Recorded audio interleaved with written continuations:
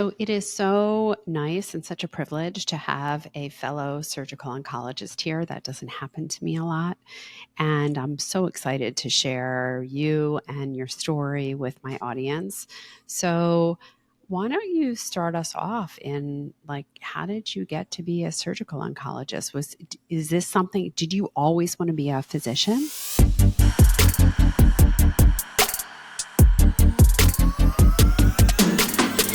Definitely. Well, first of all, thank you. It's an honor and a pleasure to be with you. I'm so happy to have Um, you. I wanted to be a doctor since I was very, very young, and I think there's big influence from my father being an oncologist. But what I wanted is to be a surgeon, and then because as I grew older, I knew that I wanted to work with my father. Then I decided for a surgical oncology career. But yes, since I was about 12 or 13, I remember that I wanted to be a surgeon. But you picked the hardest part of surgery. Your father was an oncologist. Yes, So you grew up in a world where people had cancer. You were correct, surrounded by people who had cancer. correct. So I'm guessing to you, that was kind of normal, Yes, right? it was daunting because my father made a decision when he was about 45, 46, to delve into the realm of the emotional and spiritual needs of patients. And he was tremendously criticized by that to the point he was the director of one of the major oncological centers in Mexico City. And so they didn't allow him to do that. So he decided to come to Tijuana so that he would be free to be able to provide patients with emotional and spiritual support on top of the conventional oncological treatment. But my father was convinced that the reason for the failure of oncology is that no oncologist was paying attention to the major needs of patients. And so it was my That was father and very the forward thinking of him. oh yes, the word holistic was actually coined because of what my father was doing, this holistic approach to medicine. And later on, about 10 years after he was already having, treating many, many patients with this holistic approach, the alternatives came to Mexico. And so he started using alternatives. But the approach of our institution has always been integrative. We have everything available from the alternative and the conventional, and depending on the patient's needs, we are going to be offering them whatever, according to our experience, is the best for the patients. So I love that you said that your approach is always in integrity. And I think that that gets lost so much in the protocols and the standardization is that they stop looking at the person sitting in front of them, right? It becomes more a checklist than anything else. And Yes, I'm not insulting doctors. I mean, these are good, well intentioned people whose job is to follow a checklist, right? And the that's what problem happens. with a checklist like that is that the patient actually then identifies as cancer of the breast or cancer of the colon, and they lose their identity. Well, we see that And, all the and time. Don't you think so? Don't mhm, you think that people say, like I, I'm a breast cancer or whatever, correct. right? Patient or like they allow it to embody them, and then Yes, they even identify down even more. I'm a HER2 cancer patient, or I'm a triple negative cancer yeah, patient, or absolutely. like this. They so identify with the disease, and they've been very well trained to do that. Correct. And so that's one of the first things that that we work here with our patients is to erase that because uh, your life works depend on your identity. And the worst thing is that once you identify as cancer of so and so, then you're a victim. And that is very devastating. So we want to convert our patients from victims into victors. And that changes the whole approach on what you're doing. And I truly believe that one of the reasons for our high rate of success in comparison to just about any other institution in the world is because we have that approach. Yeah, I love that. Change victims to victors, right? Yes. Um, but unfortunately, I think the system is very much intentional in making people victims because it is somewhat reliant on the control all lying with the provider and not with the patient, because the things that are within the guise of the patient's control, the things that we know are so meaningful and so influential, the doctors either don't know about them, don't believe in them, or don't want to believe in them. And it's also like a shield effect. They want to shield themselves because the failure is just so massive. And they want to transfer the failure actually to the patient. Listen, we always say, well, you failed to chemotherapy. Well, that's not Mm, true. Chemotherapy he failed the failed patient, you. Right. right? And Right. and That's so so words, interesting. I never thought of that verbiage before, but you see all the time in reports, failed this therapy, failed that therapy. Like, yeah. yes, you're So right. That we're not language is very responsible. much structured to say, like, the patient has no power and it was the patient that failed. Correct. And so Wow. here we want to empower patients and we want to be partners with them. One of the things that you're taught actually in oncology is to detach yourselves emotionally from patients because otherwise you won't last too long. It is very taxing when you get Yeah. involved with a patient. Especially if you're an empath. But Especially if if, you're an empath, because you right, take it all with you all the time. but if you don't, then the patient feels that you're only worried about the tumor. Hmm. And so we want to remind the patients that they're not a tumor. Yeah. They are persons that have cancer, but cancer does not necessarily mean that it's the end of life. It's that there are options, that there are opportunities, that there's hope. We have been accused of selling false hope, but really think about it. False hope. What is What then what true e- hope? what even is that? Right? There is no false or true hope. There is hope or no hope. Yeah. And one of the things that we miss in all of this is that the power of the mind is enormous. And doctors acknowledge that, but then they don't use it for their patients. What do I mean by acknowledging that? Well, we do double blind studies, correct? Because the mind influences the Right. Like if results. they knew that they were getting the drug versus getting the placebo, there would be different outcomes, right? Exactly. So Right? they want to take that element out of it. Out of And it. yet they abandon that whole concept in everything else. And so what I started doing is looking at so many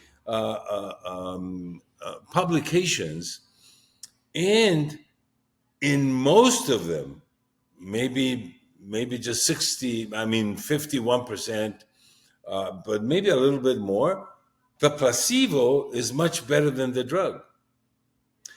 So instead of looking at the drugs, why don't we look at the power of the mind, Yeah. right? No, you're And absolutely right. so here, that's why providing patients emotional and spiritual support is really fueling that power that hope has, that power of the mind to change outcomes.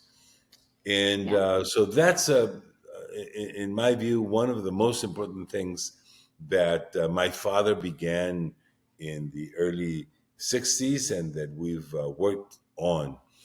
And so this leads me to the fact that what is most important of all is to work for the patient rather than against the tumor. And when we work just against the tumor, we're working also against the patient because most of the elements that we use are very immune suppressing. And so the most powerful element that we have in order to survive is our immune system. So at the Oasis of Hope, about 80% of our efforts are for the patient to improve the quality and quantity of the immune system, and about 20% is fighting against the tumor. And again, our results are so much better because we're doing that. So how do we work for the immune system? Well, from the most simple things to the most complicated. Laughter. It's been proven over and over that laughter increases the capacity of your immune system, that happiness, that meditation, that being well with God improves the quantity and quality of your immune system. And then we go to the most complicated, which are dendritic cell-based vaccines that directly hone in your immune system against that patient's tumor. And so we've been very, very successful. We have a program called Impact that stands for Immune Personalized Autologous Cell Therapy. Impact. And there are several elements on that immune program that will help the patient fight their tumor. It's a very personalized, very individualized type of therapy. So that therapy is only for that patient, cannot help any other patient whatsoever. Of course, we have the other side, which is the metabolic entity, which is attacking all of the common denominating factors that all tumors have. And so we have this combination of a very broad spectrum metabolic therapy and a very individualized therapy with impact. And this combination has proven to be very, very effective. But again, about 80% of the effort is for the immune system. That is, we aim to work for the patient and somewhat against the tumor without damaging the patient's capacity to fight cancer. Yeah, it's so interesting. I mean, we started off by talking about what the power of the mind is, and the story that you tell yourself really matters, right? Correct. Yeah. And we see this time and time again that people who identify with cancer and identify as the victim, they absolutely positively have worse outcomes than No people question. who say, like, hey, this doesn't define me. This doesn't embody me. This is a point in time that I am putting behind me. And I mean, that's almost the entire focus of my program, my breast health blueprint, when I work with people, is that the whole purpose of going through my program is to put your breast cancer diagnosis behind you, because it Exactly. doesn't serve you here. It doesn't serve you here. You're And the only absolutely right. value that we can get is if we put it behind us and move Yeah, on to the the rest of way our that I lives. tell it to patients is if cancer is driving your car, you need to drive your car and put cancer on the back seat. Precisely what you're saying. Yeah. And it changes the perspective completely. And when you think about it in terms of an immunologic disease or an immunologic failure, think about when people are stressed, right? We only know two states. We only know safety and danger. And we only really understand primitive dangers. We don't understand deadlines or difficult relationships or anything like that. We understand saber-toothed tigers, right? So if you have a saber-toothed tiger chasing you, your immune system is turned off, because what do you need to fight off the common cold or a cancer for? right? Correct. Like if you're eminently going to get eaten by a tiger, you don't need to be protected against something that may kill you in a week, a month, a year, 2 years, 10 years, right? Hmm. And people don't understand this. Physicians don't understand this, and they don't recognize it. And you started to talk about metabolic therapy, which implies that cancer is somewhat involved with metabolic dysfunction. Hmm. And I have often said that if we screened for metabolic dysfunction with the same vigor that we screen for cancer, this world would be a better place and a I think far you're, healthier yes, I place. think you're right. Yeah. Can you talk about that metabolic aspect of cancer? So there's no question that cancer is a genetic disease, not an inherited disease, but it's genetic because it Can you make the begins, distinction? Because most people do not understand that. major distinction. So you are not inheriting bad genes, okay? Even BRCA. Not everybody that has BRCA will develop cancer of the breast. It just increases your possibilities. And so this thing about your mother and your aunt having cancer, what you're inheriting is bad habits. Yes. And if you continue doing the Yes. bad habits of your family, well, then you're going to suffer the same consequences. And those things are things that you can change. Now, cancer begins with a mutation, and that's a genetic problem. But that genetic problem translates into metabolic dysfunction. But that genetic problem is an acquired genetic problem. Like Yes, that cell did not start off as a cancer cell. correct. It was a That cell completely got normal cell. mutated because of its environment. Absolutely, absolutely. And there are many contributing factors there. Okay, but it's an acquired disease. Now, so right now, science is looking at cancer only as a genetic disease, and that's why we look for genetic mutations. And because of those mutations, we find out what the impact is, and we have been developing for the last couple of decades targeted therapies. And it makes sense, right? The little problem is that cancers have hundreds of mutations. So the typical colon cancer has about 200 mutations. The typical breast cancer has around 100 mutations. And so in order for you to cure cancer, you would have to find the exact 100 mutations and give the patients 100 targeted therapies. Now, how daunting is And that? let's just put that in some context for people about how much money does it cost to develop a drug and bring it to market? Well, each drug is about $1 billion, A so billion they're dollars. A expensive. billion dollars. So So a there patient, is no feasible way to correct. ever use this gene mutation theory to treat cancer. Yeah, because if every shot of targeted therapy is around $10,000, and that those are the cheap ones.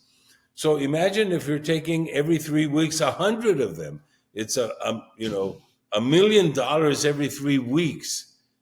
So not Yeah. even Americans can do that. Even It's most very of expensive. Americans, you cannot do that, right? It's just impossible. So, uh, just by looking at that, it's impossible. So, what's the alternative? Well, the alternative is to look at the metabolic impact. And the metabolic mutations are actually quite restricted. So, I'll give you a couple of examples. So, all tumors, regardless of whether it's cancer of the breast, cancer of the colon, regardless if it's melanoma or multiple myeloma, it doesn't matter. All of them, the cells are hypoxic. right? What Bec- can you translate that word to They, people they, who are they not hate familiar with oxygen. what you're talking about? They, they create an environment that is poor in oxygen, and they thrive in a low oxygen environment. Because of that, the way they metabolize carbohydrates to produce energy is very different than the normal cells. So, a normal cell with oxygen, for every unit of carbohydrates, they produce 32 units of energy. A malignant cell, for every unit of carbohydrates, they produce 2 units of energy instead of 32. So malignant cells become bullies for sugar. That's why, it's very common to hear cancer loves sugar. So if cancer loves quote unquote sugar, well, why don't you develop a diet for the patient low in sugar? And the But it's tumor is not going, just like my preference for pink, right? Like it's not right. just that they like it, it's that they are They need so it. reliant on it. They are so Absolutely. vulnerable because they are so inefficient. Exactly. And it's interesting, you ask an oncologist, what about sugar? It doesn't matter. I Whatever the know. patient needs. But then they Doesn't that start, make you want to pull your hair out? well, then they prescribe a PET scan, right? And for you audience, a PET scan is a very sophisticated X-ray where patients are injected a very special type of sugar that's stacked with a radioactive material. And I call it X-ray for dummies. Why? Because the tumors light up. You don't need to go to 4 years of medical school Right. and four Like my years of son can read it. right. He's Anybody, 60. because the tumors actually light. Why do they light up? Because they absorb all of that sugar, and the other tissue doesn't. So we know that cancer needs a lot of sugar, and so it just makes sense. And common sense is very uncommon in medicine not to give sugar to the patient. So a low glycemic diet is going to be very beneficial for the patient and very adverse for the cancer. That's one metabolic thing. If tumors hate oxygen, well, there are ways to increase the oxygen concentration in tumors, and it's been proven that ozone increases the amount of oxygen in tumors, whether it's cancer of the stomach or cancer of the it doesn't matter. So those two things you can combine, right? Low sugar, increase the now all patients because of poor metabolism in the cancer, all tumors are acidic. So you can impact or change the acidic constitution or the acidic environment of the tumor tissue, and the tumor is going to suffer. And so there's about 5 or 6 very specific metabolic common denominating factors of all Hmm. tumors that we exploit against the tumor Yeah.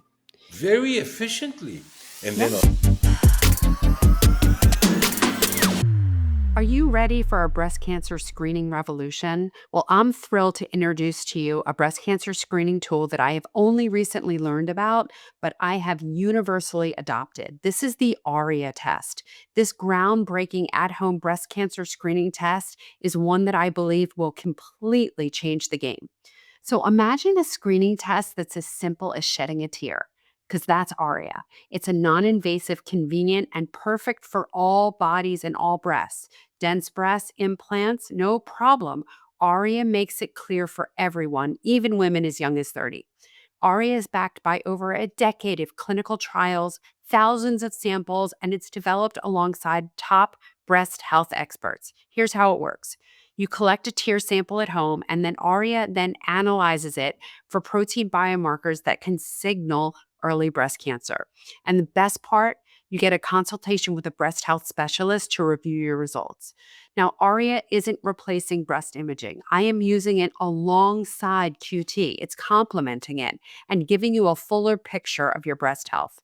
Knowledge is power, and Aria is putting that power back in your hands. It's time to take control of your breast health, and Aria is another way of doing it.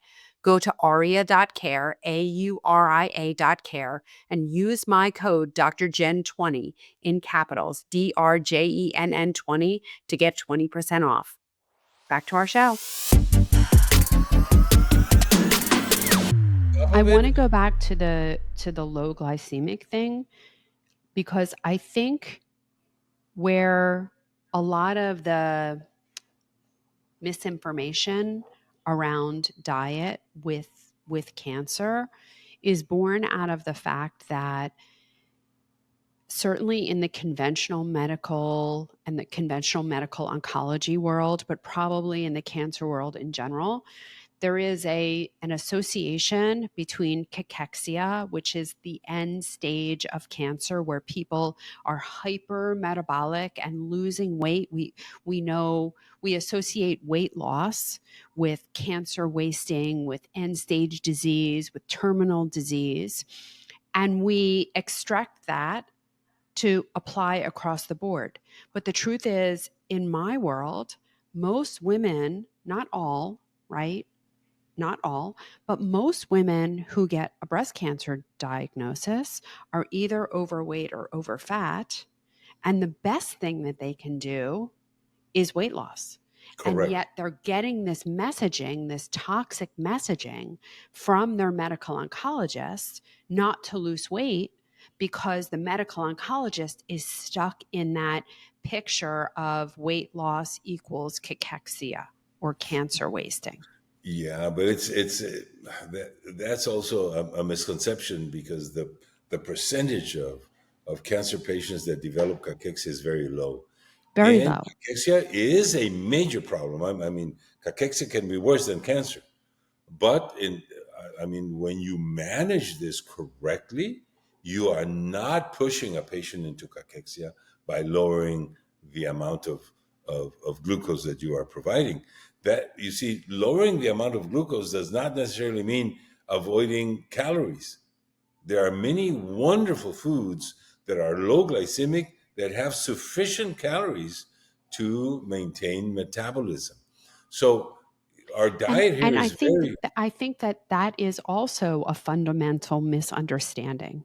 People don't understand that just not eating foods that are high glycemic doesn't mean that you're undergoing any caloric deprivation, correct. right? There are plenty of foods that are low glycemic that you can get adequate calories, Yes, and wonderful calories accompanied by wonderful nutrients. I mean, nutrients and antioxidants probably the and best food that God put on all this the earth is, macronutrients you need, actually yeah, carbohydrates, right? yes, Just not high glycemic not carbohydrates. combined with. And we're talking this as a diet for a patient with cancer, right? Yeah. Because bananas are probably the best food that God put on this earth as far as the combination of nutrients and everything, but it's not good for a cancer patient No. because the glycemic index is just so high. It doesn't mean that a banana is bad for everybody. No, it's wonderful, but it's not the best thing for a cancer patient. So we worked with doctors, nutritionists, and chefs here to design a diet that is palatable for the patients. Because if you read the literature, the best diet for a cancer patient is vegan, low glycemic. And those are very hard, very difficult diets to do. I mean, when you are strict, at the beginning you're afraid, and this is I'm going to do, but at Yeah. around 3 months is as if is this all I have to eat? Well, Yeah. then I just rather die. So for us, the best diet is the one that you can do, and so we worked very diligently in developing a diet that is doable, that is palatable, even fun, because diet is a very emotional thing. It is. And And so, we're all tied to food in a way that is ancestral and celebratory mhm, and food is very important. It's where the Correct. family gathers, it's how you celebrate, it's how you connect. It's for most families, that is the only time that they're really spending together. Correct. So, for instance, I tell my patients, hey, listen, if you're going to go to your mother's for Christmas, don't arrive with your Tupperware with your diet. Just go and enjoy. Go and enjoy it. Much better for your immune system than the detriment of the food. Yeah. But that is also the power of the mind, right? Correct. Like if you go in and say, this is a meal cooked with love that I'm sharing with the people that I love, it's not going to hurt you. But Correct. what I do caution people about is don't let one meal turn into 1 week, to turn into 1 month, to turn into 1 year, right? Yes. That's the only downfall that I say to people. Like, I don't want you to take the entire month of December off, Correct. right? Like, yes, you can go to that. You can go to Thanksgiving dinner with your family. You can go to Christmas dinner with your family. That's fine. That's great. I want you to do that. But Yeah. there's a lot of meals in between those two. Correct. Yeah. The Please. concept of once in a while can be very broad. Eh, Correct. yes. So, Yes. but patients, after a while, they get it that they have to. There are sacrifices that you have to make, like everything in life, right? If Yeah. you want to be an athlete, there's sacrifices that. So if Yeah. you want to survive, there are sacrifices that you have to be, and that you're going to be happy by making those sacrifices. But there are breaks Yeah. I that also you can think do. that, you develop a new standard of what life is. So, before I got sick, I thought of birthday cake as a food group. Hmm. And I wasn't overweight and I was active and I thought I was healthy, and so it worked for me, right? And then and then until it didn't. Right. And afterwards, like I'm a very different person now. I won't touch most of the things that I would eat on a regular basis before. Hmm. Um, and I'm all good with it. Like if you put Correct. a birthday cake in front of me now, and it has no pull on me anymore. But Hmm. a steaming bowl of broccoli rabe with garlic and olive oil and hot peppers and like try to keep me away. So, it changes. It Correct. changes. And Yeah.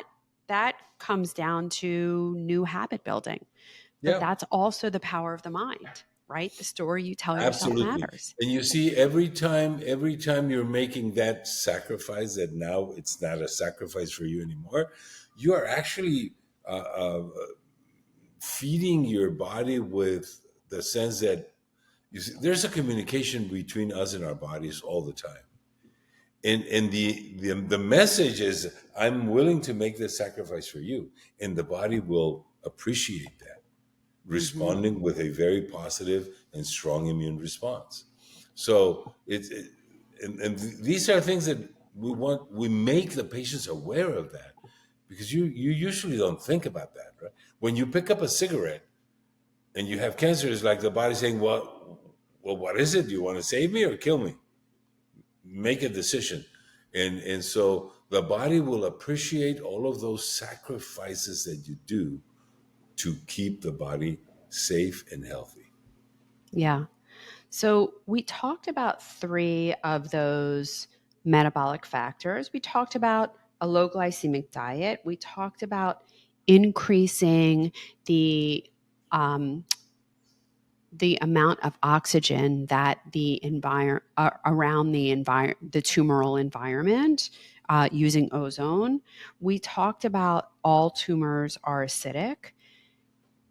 I actually think that those two things go together, right? Hmm. The acidity and the lack of oxygenation.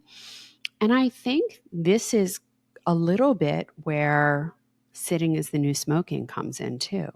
because part of the lack of oxygenation in the local environment is part of a lack of oxygenation of the whole body, because that it, the oxygenation comes along with being active. And a lot of us, even if you're an exerciser, there are so many exercising couch potatoes or office workers, as the case may be, when you're hypothetically a very busy doctor and you work out really hard in the morning and then end up spending a lot of time in the chair the rest of the day, right? Correct. Like this happens to a lot of people. Yes. And being sedentary really does lead to a lack of oxygenation of the tissues. Correct. One of the studies on the blue zones determined that one of the reasons they live so long is because they're very movable. They're not only gregarious and happy and have a good diet, but they work up until they're 100 and they move a lot. Yeah. So moving is very important. There are so many studies that show that a half an hour of exercise a day, brisk to intense, will lower the incidence of cancer by 50%. Yeah. And the recurrence rate. Yeah. And the recurrence rate. And the So, response. So patients that have cancer that are taking chemotherapy, for instance, that exercise will respond and tolerate better the therapy. So yeah. it's better if you're taking something that is non-toxic, you will respond better. Yeah. So yeah, And moving is very important. it's amazing because this is something that nearly everyone can do. And yet the medical oncologists are very much giving people the wrong advice here too, because they're telling them to take it easy. Yeah, the advice is since you're gonna die, just go and Yeah. Or you're be a getting couch potato. chemotherapy right now. You should take it easy, rest, that kind of Yes, thing. And it's actually quite the opposite in that the people that walk every day, even if it's a mile, the people that walk every day have far better outcomes. Now, correct.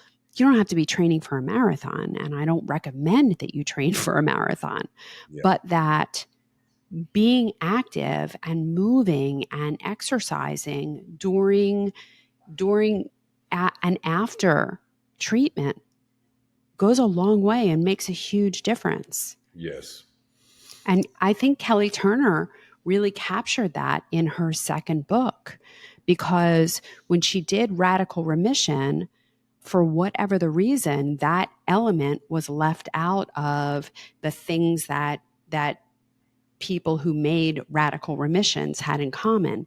But she did include it in her book, Radical Hope, because that is a very important cornerstone of surviving and thriving. correct. Very important. And again, there are many studies that show that exercise improves significantly your immune system overall. So one of the things that we do here, and I was talking a little bit about the impact protocol, is that the reasons tumors grow is because they're able to shield themselves from the immune system. It's like the immune system has a bandage over its eyes and actually doesn't see the tumor. And it's because first the tumors grow out of normal cells. So the immune system will not attack a normal cell.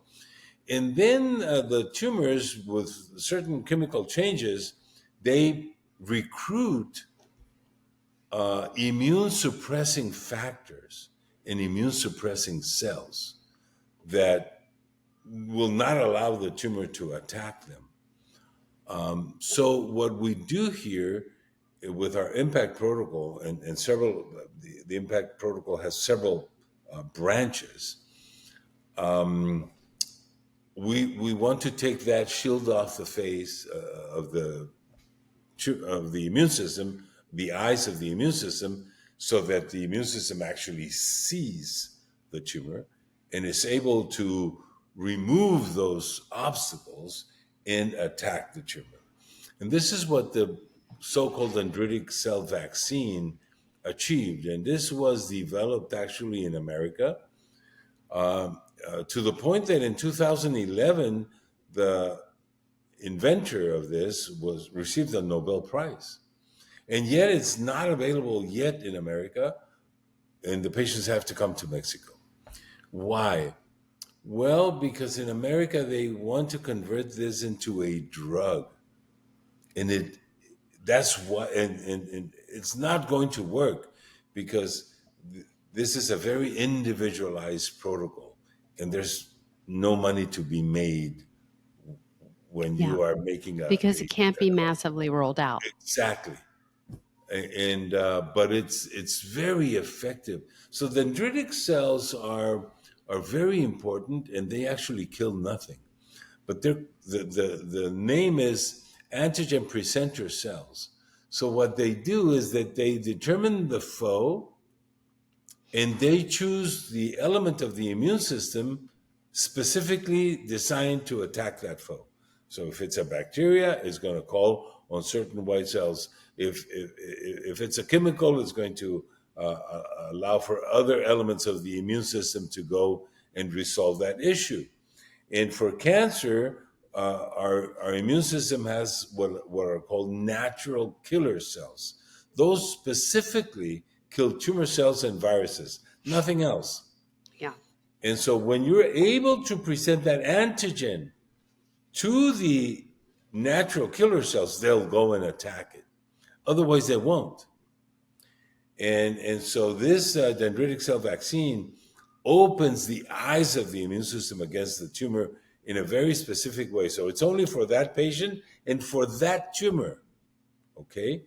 That's why at the beginning I was saying that it's very individualized.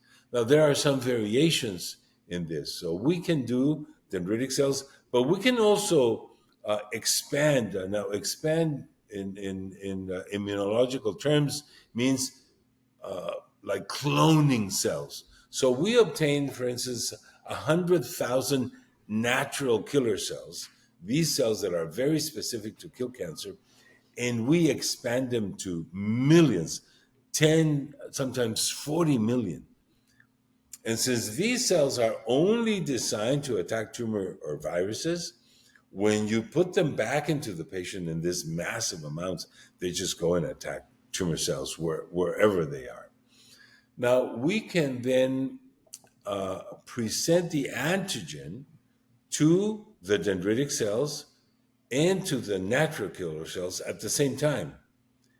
And this is called a co-cultivation or co-activation of the two elements. And they have a synergistic effect. So you have a more powerful anti-tumor effect.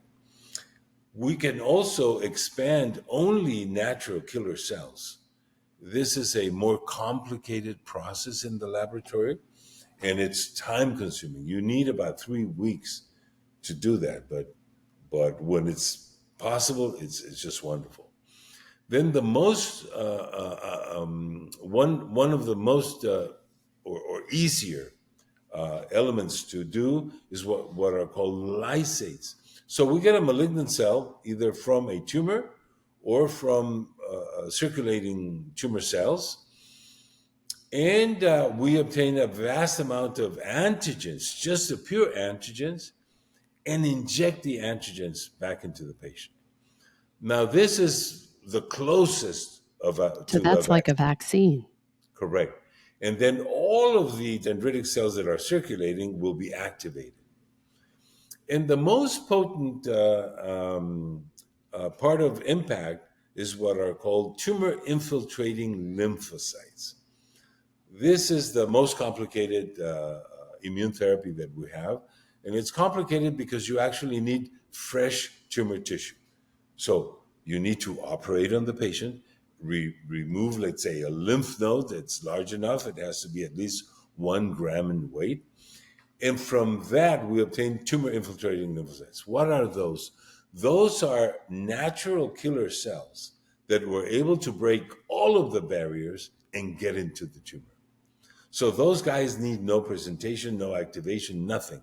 And we can clone, quote unquote, expand them from a few hundred to millions and give them back to the patient. But that So requires a that sample requires of the tumor. surgery, usually a minor surgery. If the patient has a lymph node that it's in the neck, for instance, or in the Hmm. axilla, that's easy to get. We've had patients that have such aggressive tumors that we actually did a surgery where we opened them up and went in and obtained tumor tissue, let's say from liver metastases or the omentum or wherever we could obtain a good amount of tumor tissue to attack the tumor. And so that is the most potent type of immunotherapy that we have. And we're working diligently, hopefully within a year and a half or 2 years, to produce what are called CAR T cells. So CAR T cells are like TILs, like tumor infiltrating lymphocytes on steroids, right? They're they're very aggressive against tumor, not aggressive against the patient. And the big advantage of CAR T cells in comparison to tumor infiltrating lymphocytes, like every of all of the other elements that I've been talking about, they have a lifespan. And so you need to revaccinate every so often. CAR T cells regenerate constantly in your body. And so that's why, immunologically speaking, that's the future of cancer therapy. The drawback is that one treatment in America costs about $500,000. Yeah. And patients usually need two or sometimes three. We're working on this because in Mexico, we believe that we can bring down the cost to about $50,000 instead of $500,000. And that's why we're working diligently to do that.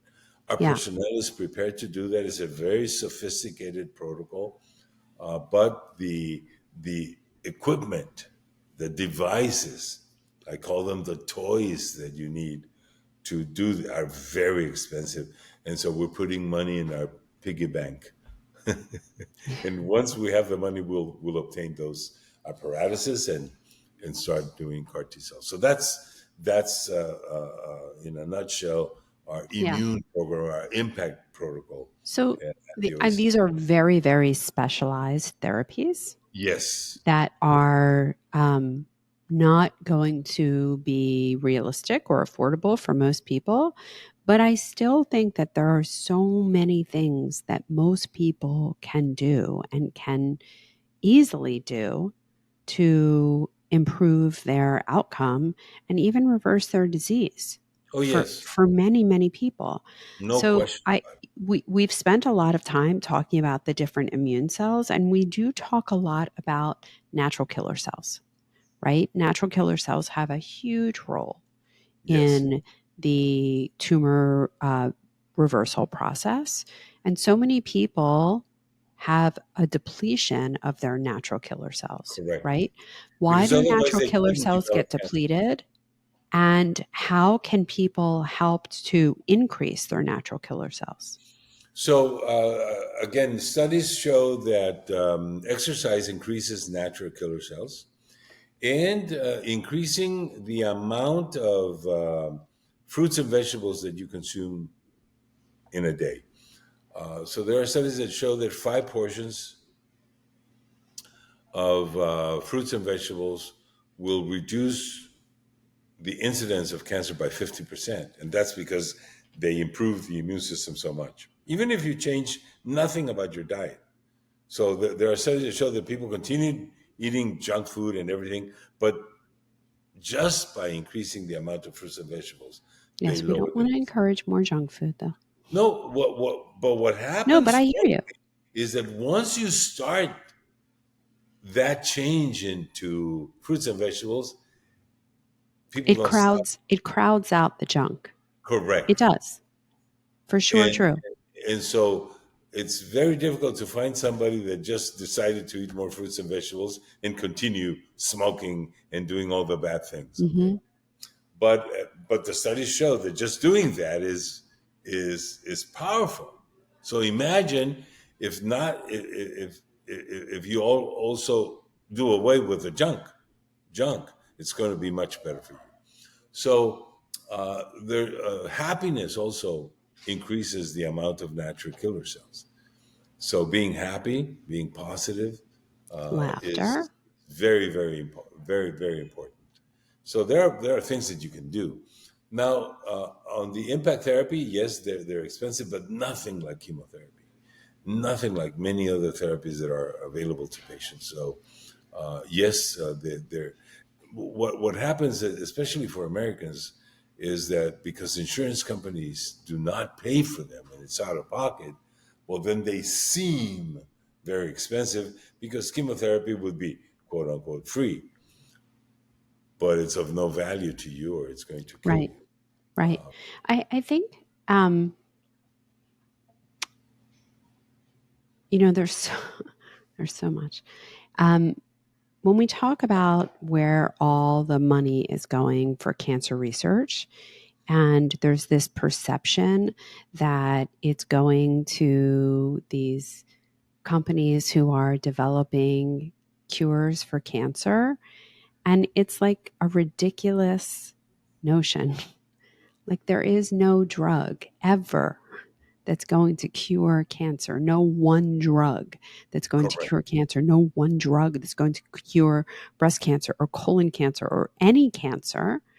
And even if there were, a drug company would never develop it. That's Well, let me that's let not me what they're in the business for. let me give you a little bit of a different perspective. Okay. Although what you're saying is just so obvious that it's difficult to counteract, but I'm going to give you a different perspective. Okay. Hello, my beautiful listeners. I'm taking a quick break here to share something truly transformative with you today. If you're ready to take control of your breast health journey, then you need to get your hands on a copy of my book, The Smart Woman's Guide to Breast Cancer. I wrote this book to make a massive impact in the world of breast cancer, empowering women everywhere to make informed choices and educated decisions. You have so much more power and control over your health than you might think. And this is a roadmap to harnessing that power. Inside, you'll uncover the truth about conventional treatments. They're often overestimated benefits and underestimated, underexplained, and underdisclosed long-term side effects. But more importantly, you'll discover the true drivers of health and how the choices you make at home every day can lead you to the best health, the breast health of your life, even after a breast cancer diagnosis. Whether you're looking to prevent a diagnosis, avoid recurrence, or simply live your healthiest life, this book is for you. Join me on this journey to empowerment and health. Grab your copy of The Smart Woman's Guide to Breast Cancer today, and let's revolutionize the way that we approach breast health together. The reason why we will never find a cure is because natural elements are never in play. And the reason they're never in play, we were talking about the fact that it takes about $1 billion to develop a drug. And not every one that is developed is approved by the FDA, correct? Right. So it was $1 That's billion if you even get to wasted, market, right? correct? Yes. So why do they have to spend so much money? It's because you have to prove to the government that your drug is safe and effective. Effectiveness is very easy to prove, right? The tumor is this big and now it's like this. Safety is a completely different thing. And that's where a lot of the money is spent.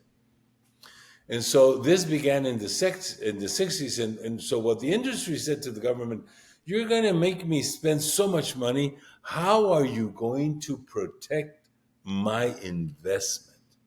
And so the government said, well, I'm going to give you a patent. And while that patent is alive, you're going to have a monopoly of your invention so that you can make your money back. And I think that's fair. $1 billion is a lot of money. And so that's the system. Yeah. Now, vitamin C, all the studies were done at the NIH and the NCI, proven to be very effective. And I even sent a letter to the main researcher on vitamin C, because they published about 9 papers proving that vitamin C in very high dosages act like chemotherapy without the side effects. Do you Okay? want to explain why? Because it's an oxidative process, almost, I mean, exactly the same as radiation therapy. That's the mode of action, okay, of vitamin C in killing cancer cells. In many chemotherapies are oxidative. The same mode of action, exactly. Yeah. Why this was in the late 90s, in 2020, why is it not available? Well, for the simple reason that you have to prove to the government that it's safe and effective. And you have to spend exactly the $1 billion that everybody's spending. But then the government is going to tell you, well, I can't give you a patent because it's a natural product. And the day that you registered, you spend $1 billion, every laboratory in the world can do it. Yep. You will never make your money back. And that is the reason, the true reason, why natural things are not promoted. Because there's no, I You mean, can't the, trademark a molecule of nature. exactly. And it's, you can never make, you have to spend the money and you will never make it back.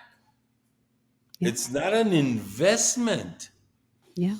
I remember in the 90s, I think Ted Turner wanted to donate $800 million to the UN. You're too young to remember that. And I Wait, what wrote am I him. too young for? Because I think you're wrong. But Well, do you remember Ted Turner? yes, of It was course. a big thing. Okay. Yeah. Well, I think you're too young to remember that. But at any rate, I wrote him a letter. Why don't you donate the $800 million for us to do all the clinical trials needed for vitamin C to pass? And then if everybody makes it, who cares? Never wrote me back. Pass. But at any rate, that's the main reason. It is money, but I don't think it's just because if the cure for cancer comes, I'm not going to make any money, and it's going to be a big problem, okay, economically for all developed countries. But the truth is that it's the rewarding system. Maybe Yeah. by No, editing, but we can come up that's with an essentially what idea. I meant is Yeah. that there, if you cure cancer, that is the end of your customer too, right? And Yes, I do think that but there's there an are systems. inherent conflict of interest here. Cigarette companies kill their their customers and they still make money. Yeah, but they have those customers for 20, 30, 40, 50 years, That's true. That's true. right? Um, I think that if somebody comes with a way of rewarding in a different way, that we will find ways to survive. I mean, the pharmaceutical, for instance, there was all this scare that computers were going to do away with employment. Now we're thinking that robots, and that's even scarier, right? And we always find a way to do other things that are worthwhile doing. I don't know. I just I'd be pretty grateful if a robot took over for me right now, I'll tell you. All right. so So let's use this and talk about vitamin C is definitely one of those tools that should be in your toolbox, right? yes, yes, it is And very effective. you said high dose vitamin C. What does that mean to you? Because I think that there is a lot of um, different interpretation of what that means. And Okay, I also think that part of the problem around vitamin C is that there were people who tried to use oral vitamin C it's of no value. and don't understand that you cannot get high doses of vitamin C if you're using oral vitamin C. And that when you're doing it orally and not getting high doses, that actually acts as an antioxidant rather than a Correct. pro-oxidant. That's the main purpose of vitamin C as an antioxidant. But these guys at the NIH discovered that when you get a concentration of between 5 millimole vitamin C concentration in plasma to 15 millimole, it converts within the tumor as an oxidant. So Now, when you're treating people, do you generally check? Do you measure your vitamin not C anymore, because levels? the NIH did many studies that show that until you get about 15 to 20 grams of vitamin C in your system, you will reach that 5 millimole concentration. So if you take 10 grams orally, it's about 0.2 millimole concentration in plasma. That's why it's of no value. Now, about 30 grams to 50 grams is where you reach that 10 millimole. That's when real anti-tumor effect happens. In order to do that, you have to intake that amount of vitamin C in a very fast way. So the studies went from 10 grams to 100 grams. 100 grams is where you get the most activity for the longest period of time. But What are you the need to downsides to 100 grams of vitamin C? vitamin C. No toxicity was found, okay? But Um, you need to infuse at a gram per minute. And when you need 100 grams in 100 minutes, many exclusion happen. So if you have a little bit of problem with your heart, there is an issue with people who have heart problems because that's a right, lot of fluid to go in over that period of a time. very short period of It's a time. very short period of time. So And what we do at the Oasis is we give 30 grams in a half an hour. And so we have a period of activity of about 4 hours. And then an hour and a half later, we give another 30 grams. And so we have a period of about 9 to 10 hours of anti-tumor activity, the same as with 100 grams. And now we have a broad spectrum of patients that will be eligible for that type of therapy. And it's very effective. We've seen very, very good results and no side effects whatsoever. and do you give anything with it? Are there things that you do that accompany your So high in dose order vitamin to C convert therapy? vitamin C into an oxidant, which is like what? So if you remember your chemistry lessons from high school, oxidation happens when an electron is lost. And so you have to actually steal an electron in order to begin the process of oxidation. And then when that is lost, the guy that lost it is going to steal another one. So it begins a flow of production, a tremendous production of radicals, free radicals. Free radicals. Yep. And so the guys at the NIH solve this issue by providing an electron doning agent to stop the cascade of free radicals. And the best one is vitamin K. So vitamin K works as an initiating, oxidating element and resolves the issue of the cascade of free radicals. So you combine it with that. Now, in order to produce oxidation, you also need oxygen. And tumors are low in oxygen. So we precondition the patients with ozone, which has proven to increase the concentration of oxygen within tumor tissue. So now you have oxygen, you have a high amount of vitamin C in the plasma that can impact the tumor, and you have the ignition, which is the K. And so that combination is what makes the vitamin K, converts it into chemotherapy, but without side effects. It, all of this is published. Yeah. And when I wrote a letter to Mark Levin, was the head of the NIH of Mm-hmm. research, the one that published all of this. Mm-hmm. It has nothing to do with the Mark Levin political guy, Yeah. commentator. Nothing to do with him.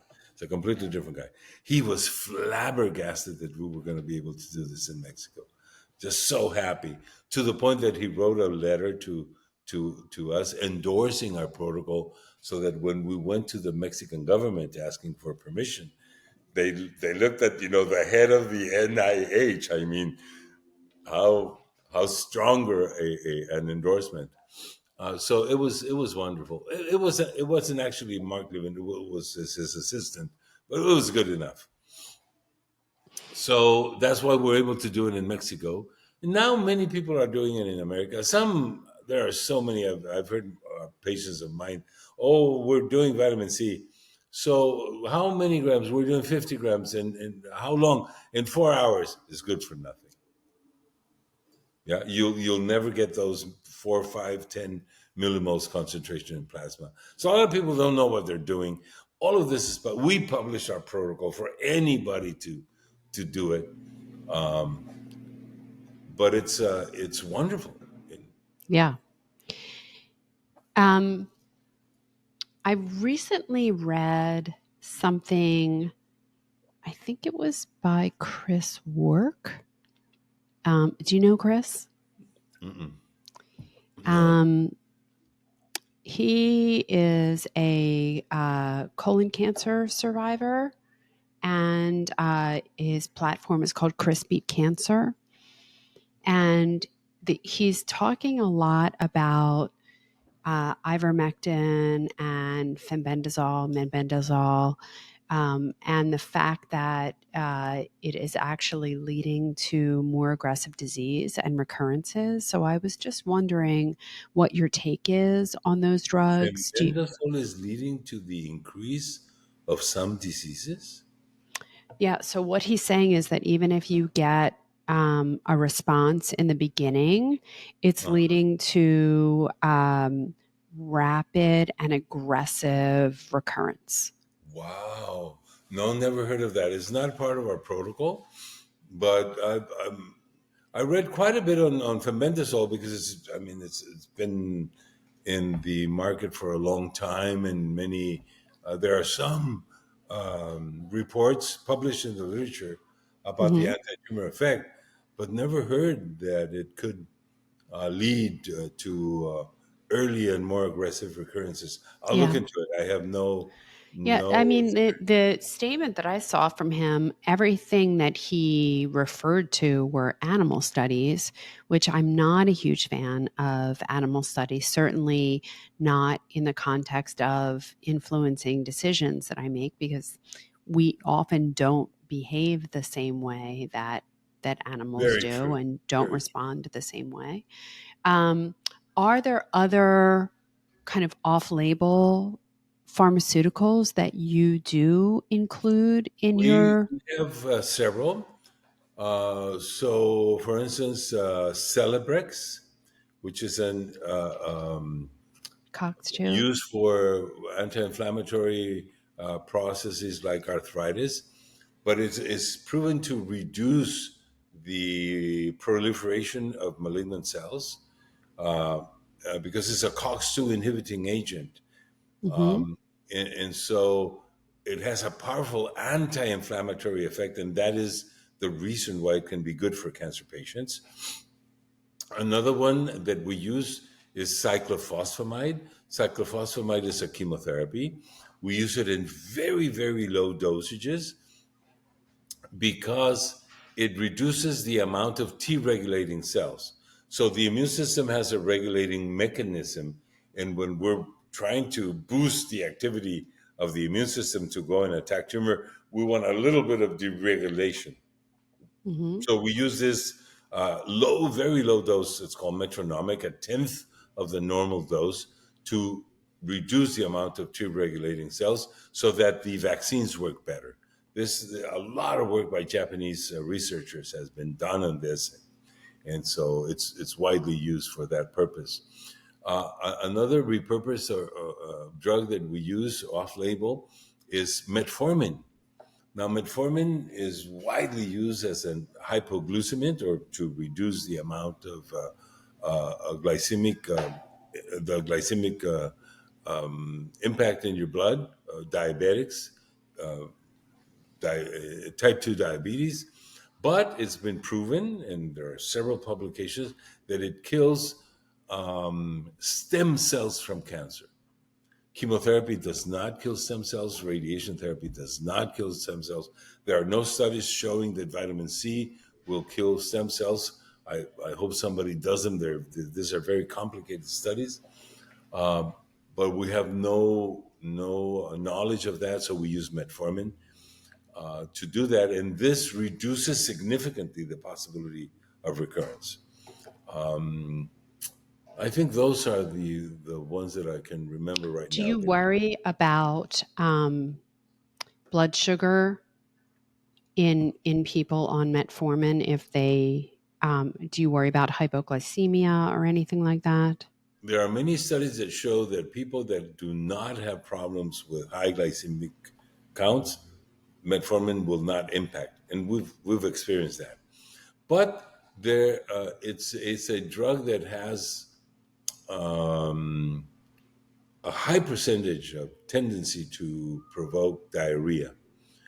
And I would say that about 25, maybe between 20 and 25% of our patients cannot take metformin because it Interesting. just provokes so much diarrhea. And do you ever use berberine as an Berberine alternative? it does the same effect as metformin as far as control of glucose, but does not kill stem cells from cancer. Oh, So interesting. for that purpose, it's of no use. Okay. But All right. berberine is very effective in controlling blood sugar levels. Yeah. No So it's question. very helpful with Yes. metabolic health, Yes. but But doesn't have the anti-stem yeah, cell activity. correct. Tell us about Oasis of Hope. What's happening there? So Oasis of Hope was founded, right? Not money, originated Right. by my father in 1963 with the purpose of providing patients a holistic approach, an integrative approach to cancer. And since then to now, our therapies have evolved tremendously. We are constantly reviewing the medical literature, any scientific paper that comes up with anything to do with cancer, we review it and study it. And so our therapies are constantly changing. For instance, we started the impact therapy just with the dendritics, and now we have 5 different protocols included in that. And so we have been able always to impact a very good amount of patients. So right now, we are helping about 40% of stage 4 cancer patients in some shape or form, Yeah. possibly. So I'm always looking for the other percentage. What about that 60%? I want to carve into that one and improve our therapy. So we're never stopping. And so, for instance, I mentioned that we want to do the CAR T cells because that's the future of immune therapy. Hopefully, we can find something less expensive and more effective in the meantime. But anything that is non-toxic and that can help a cancer patient, we are going to pursue it diligently Yeah. with passion. And that is amazing and so necessary and so needed. And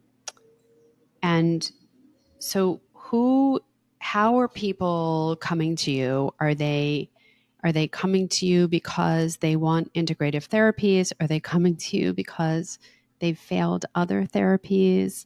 Who are you mostly seeing? Most of our cancer patients come after hitting the wall with conventionals, Yeah. right? This is not working, and they're willing now to open the fan of opportunities, even looking at Mexico, that usually is looked up on badly, uh, especially in the medical world. They're like, what? You're going to Mexico? Are you Yeah. crazy? We have the best. Well, we've survived many, many years of attacks in that sense. We have, if you look at our stats, we have very, very compelling results.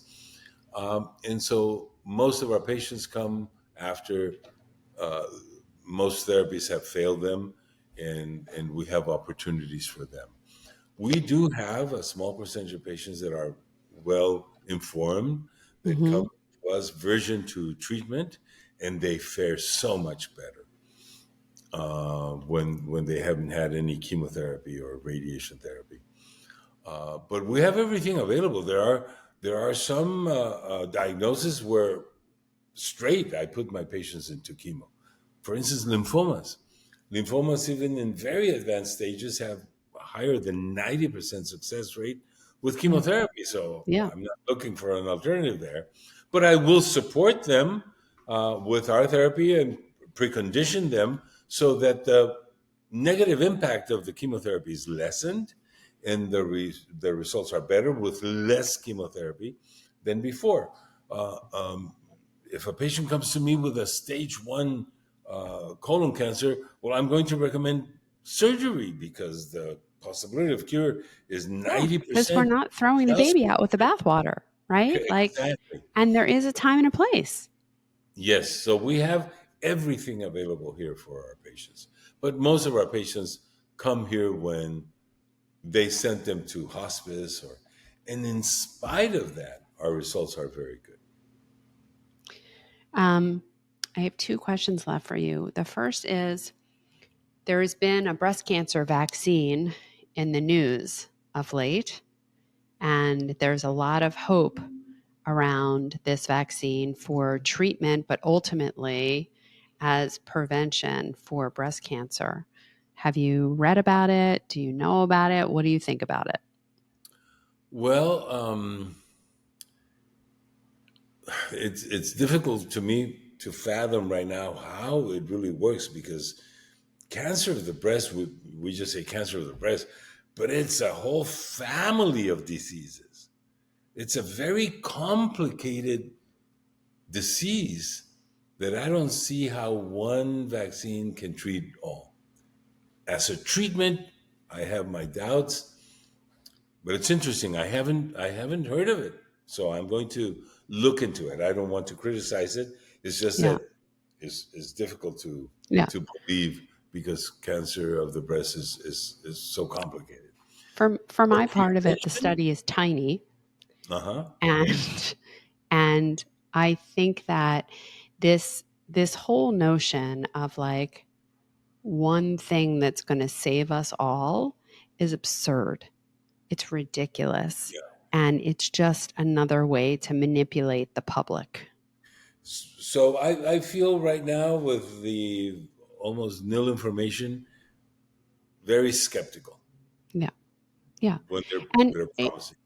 unfortunately, this is just more toxic messaging as far as I'm concerned. That is like, live your life however you want to live your life because we're just going to give you a vaccine to prevent the disease from Exactly. happening. That was my second point. As far as prevention, I just it's even worse Yeah. because It it's is it's even gonna, worse. it's gonna give a sense of protection to women where it's not going to be able to resolve the issues if you continue bombarding your body in a Yeah. negative way. Yeah. So I'll look into it, but I'm skeptical. Okay.